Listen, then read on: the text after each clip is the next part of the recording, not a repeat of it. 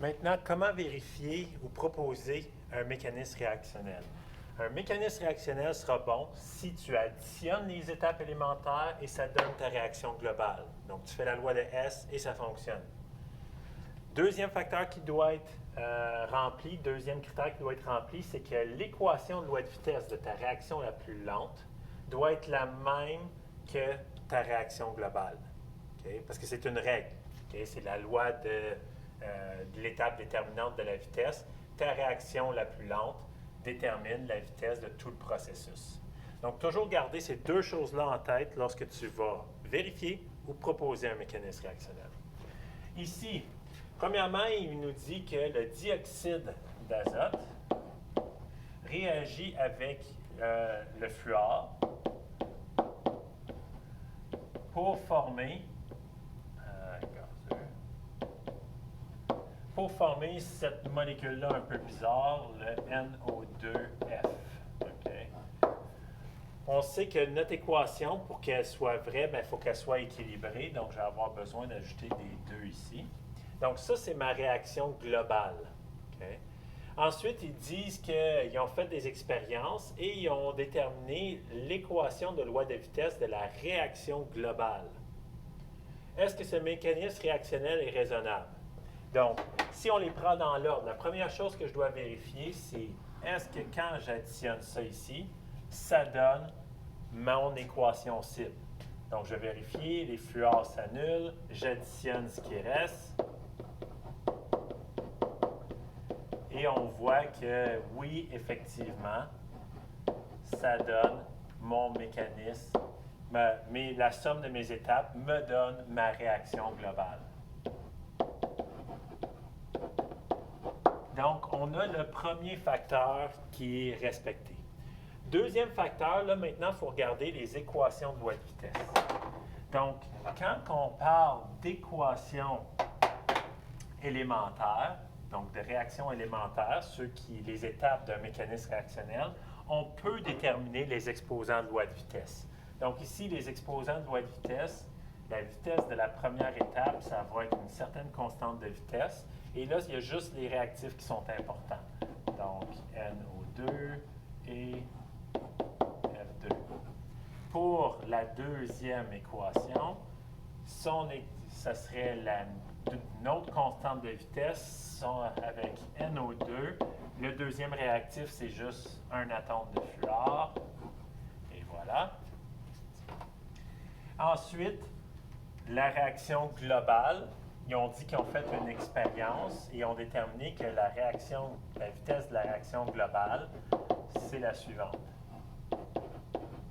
Puis là, ils te demandent, est-ce que le mécanisme est possible? Bien, on a déjà déterminé que le mécanisme est possible parce qu'on additionne les deux choses et ça donne la réaction globale.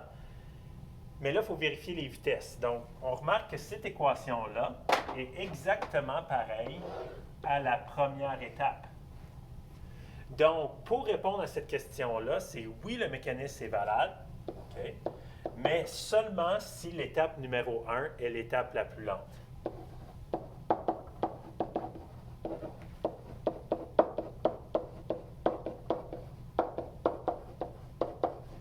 Parce que si ce n'était pas le cas, si c'était l'étape numéro 2 qui était la plus lente, ces deux équations-là ne seraient pas pareilles, parce que ici c'est F, ici c'est F2, donc ce ne serait pas un bon mécanisme réactionnel. Donc, ici, oui, mais il y a une condition, il faut que l'étape numéro 1 soit la plus lente. Autre chose qu'on peut vérifier dans les mécanismes réactionnels, c'est est-ce que la première équation a des réactifs de ma réaction globale? Parce que tu as besoin des substances qui proviennent de ta réaction. La seule substance qui pourrait apparaître dans les réactifs de la première étape qui ne serait pas ici, serait un catalyseur. Le catalyseur, lui, pourrait apparaître dans les réactifs de la première équation. C'est d'ailleurs comme ça qu'on identifie le catalyseur. Le catalyseur se trouve au début de la première étape et est reformé dans les produits dans une des étapes après. Donc, il est tout le temps réutilisé. Alors qu'un intermédiaire de réaction, ici, il y avait un intermédiaire de réaction, c'était le fluor. Le fluor a été créé lors de la première étape et a été détruit lors de la deuxième étape. Donc, il a juste existé dans le milieu de la réaction. Donc, le fluor, à ce moment-là, c'est lui qui est l'intermédiaire de réaction. On va faire un deuxième exemple. On étudie la réaction fictive suivante. Un scientifique prétend que l'équation serait la suivante. Est-ce que l'équation de loi de vitesse est raisonnable? Bien, tout de suite, là, oui, c'est raisonnable. C'est raisonnable parce qu'on retrouve des réactifs qui sont dans la réaction globale. Donc, c'est raisonnable dans le sens où l'étape la plus lente aurait seulement un C et un D comme étant les réactifs. Donc, c'est juste ça qu'on sait. Si oui, justifie ta réponse, donc on vient de le faire, et propose un mécanisme réactionnel. Donc ici, si on veut penser à un mécanisme réactionnel, on aurait déjà une première étape lente et on veut que nos étapes s'additionnent pour donner l'équation globale. Donc on sait qu'à un moment donné, il va falloir ajouter un C et il va falloir ultimement former le bon produit. Il nous manque des pièces. Ici, c'était un point de vue théorique, ce n'était pas des vrais éléments, fait qu'on pouvait ajouter ce qu'on voulait. Disons que j'ajoute F ici. Donc C plus D se sont combinés pour donner F. Ensuite, F va réagir avec un C pour donner E. Et si on remarque bien, j'ai utilisé cette astuce-là parce que je vais pouvoir biffer mes F et ça va me donner une réaction qui est identique comme celle-là ici. Donc, je respecte le premier critère. Mes étapes s'additionnent pour donner la réaction globale. Le deuxième critère, bien, ma vitesse globale, ça disait dans mon problème que ça ici, c'était son équation de loi de vitesse.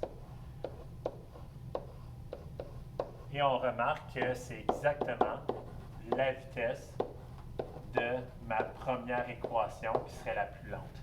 La deuxième équation aurait une équation de loi de vitesse qui est différente, mais ce n'est pas grave, parce que ce n'est pas elle qui influence la vitesse, c'est seulement la vitesse de la plus lente. Donc, on respecte les deux critères, plus j'ai pris des substances qui étaient là au départ. J'ai un intermédiaire de réaction, mais pas de catalyseur dans cette équation-là.